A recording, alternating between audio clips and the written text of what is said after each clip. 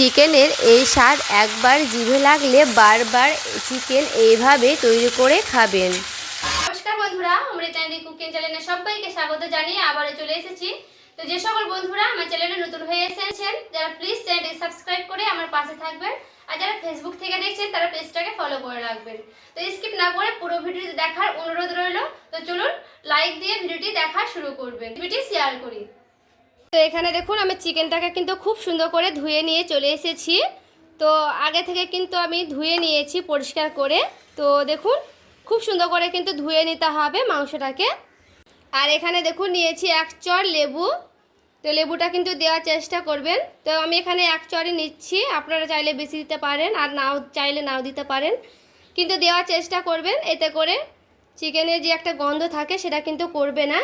এরপরে চিকেনটাকে সেই লেবুটা দিয়ে খুব সুন্দর করে একটু মাখিয়ে নেব এভাবে।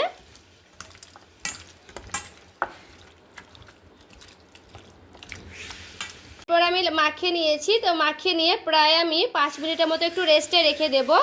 এখানে দেখুন চিকেনটা আমি রান্না করব, তার জন্য পেঁয়াজটাকে কিন্তু আমি কেটে নিয়েছি আগে থেকে। আর আলু নিয়েছি, আলু আমি দেব, তার জন্য কিন্তু এই সাইজ করে আলু কেটেছি। আর চিকেনে আমি আজকে রসুন দিচ্ছি, তো আমি ছোট ছোট 4টে রসুন দেব।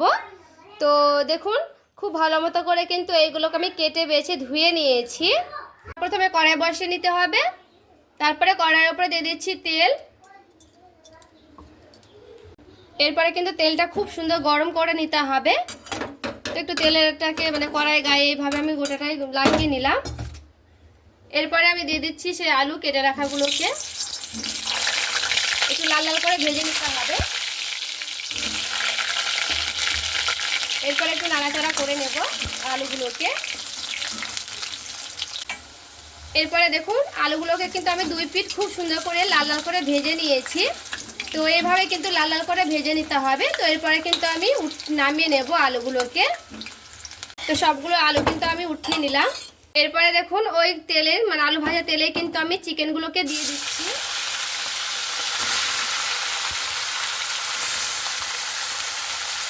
তো চিকেনটাকে একটু ভালো মতো করে ভেজে নেব।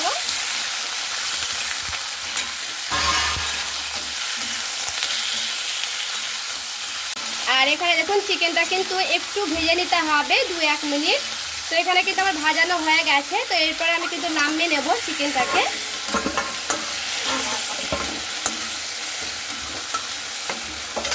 এরপরে দেখুন বন্ধুরা ওই কড়াইয়ে আমি আবারও দিয়ে দিচ্ছি তেল, ওই তেলের ওপরে কিন্তু দিয়ে দিতে হবে। এরপরে আমি দিয়ে দিচ্ছি অল্প পরিমাণে চিনি ওই তেলের ওপরে। আর এখানে দেখুন একটা নিয়েছি শুকনো লঙ্কা দিয়ে দেব। এরপরে নিয়েছি তেজপাতা দিয়ে দিচ্ছি। একটা নিয়েছি এলাচ, আর এলাচটাকে ফাটিয়ে দেব। নিয়েছি 2টো দারচিনি। এরপরে নিয়েছি কটা গোটা জিরে, সাদা জিরে দিয়ে দিচ্ছি। এরপরে তেলটা কিন্তু খুব ভালো মতো করে গরম হয়ে গেছে, আর চিনিটাও কিন্তু আমার খুব সুন্দর করে গলে গেছে। আর এখানে দেখুন কি সুন্দর একটা মিষ্টি গন্ধ বেরিয়েছে, যেগুলো এলাচ দারচিনি দিয়েছি সেগুলোর একটা মিষ্টি গন্ধ বেরোবে। তো এরপরে আমি দিয়ে দিচ্ছি সে পেঁয়াজ কাটাগুলোকে।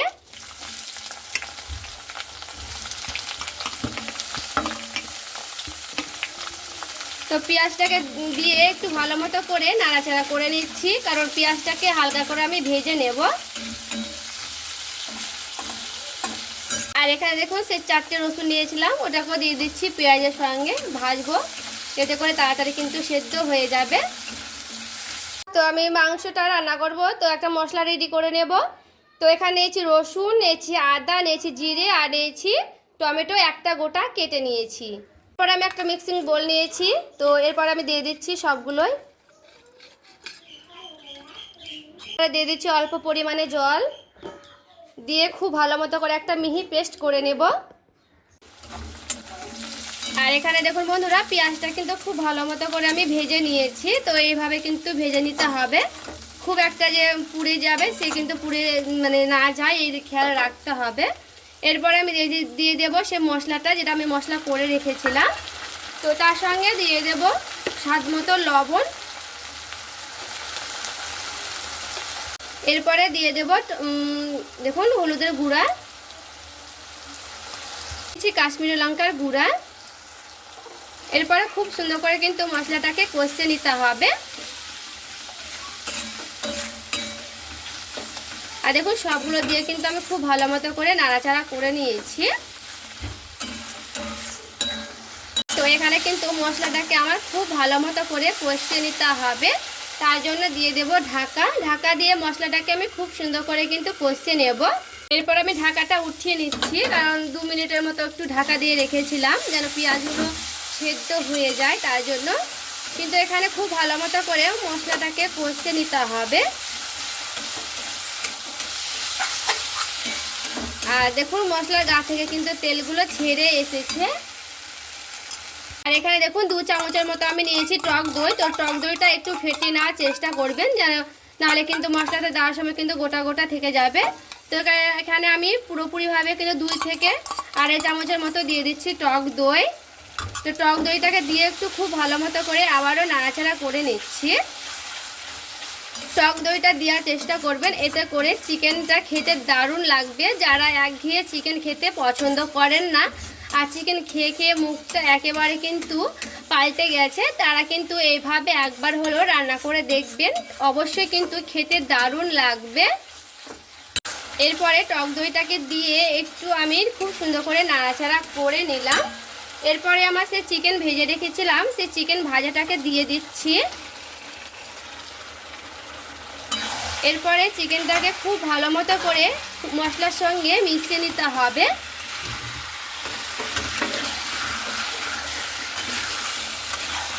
সেখানে কিন্তু খুব ভালো মতো করে কিন্তু আমি মিশিয়ে নিলাম মশলার সঙ্গে। ভেজে রান্না করলে কিন্তু চিকেনটার স্বাদ পুরোপুরিভাবে আলাদা লাগে, আর যে একটা গন্ধ করে সেই গন্ধটা কিন্তু আর হয় না। তো এভাবে কিন্তু একটু নাড়াচাড়া করে নিলাম। তো এরপর আমি দিয়ে দিচ্ছি ঢাকা। ঢাকা দিয়ে গ্যাসের আঁচটাকে হালকা করে নেব, একেবারে কমিয়ে দেব। এরপর আমি ঢাকাটা উঠিয়ে নিচ্ছি। আর দেখুন গ্যাসের আঁচটা কিন্তু আমি খুব ভালো মতো করে কমিয়ে দিয়েছিলাম। তো কমিয়ে কমিয়ে কিন্তু এভাবে খুব সুন্দর করে নাড়াচাড়া করে নিতে হবে।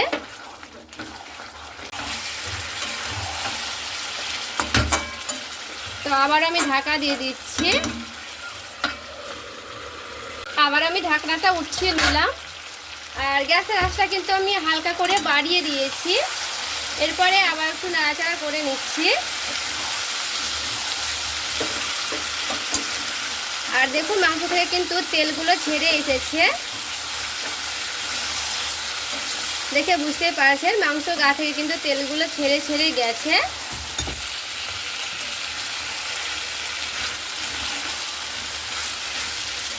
এরপরে আমি এখানে দিয়ে দিচ্ছি আলু কেটে রাখা, ভেজে রেখেছিলাম সেই আলুগুলোকে। আলুটাকে কিন্তু খুব ভালো মতো করে লাল লাল করে ভেজে নিতে হবে। এরপরে আলুটাকে দিয়ে আর মাংসগুলোকে দিয়ে খুব সুন্দর করে একেবারে নাড়াচাড়া করে নেব। যারা আলু দেবেন না তারা কিন্তু আলুটা স্কিপ করে যেতে পারে।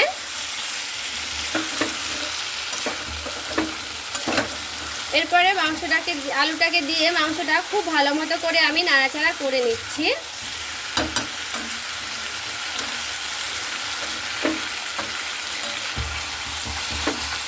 এরপরে মাংসটাকে আরো একটু 2-1 মিনিট খুব সুন্দর করে কিন্তু কষিয়ে নেব। আর এখানে দেখুন যেহেতু এখানে আমি একটু গ্যাসের আঁচটা বাড়িয়ে দিয়েছি, তার জন্য কিন্তু একটু হালকা করে লেগে লেগে যাবে। তো অল্প পরিমাণে এইভাবে দিয়ে দিচ্ছি জল। তো জলটা দিয়ে কিন্তু একটু ভালো করে নাড়াচাড়া করে নেব। চারিদিকে এইভাবে একটু নাড়াচাড়া করে নিলে কিন্তু খুব সুন্দরভাবে পরিষ্কার হয়ে যাবে চারিদিকটা। দেখুন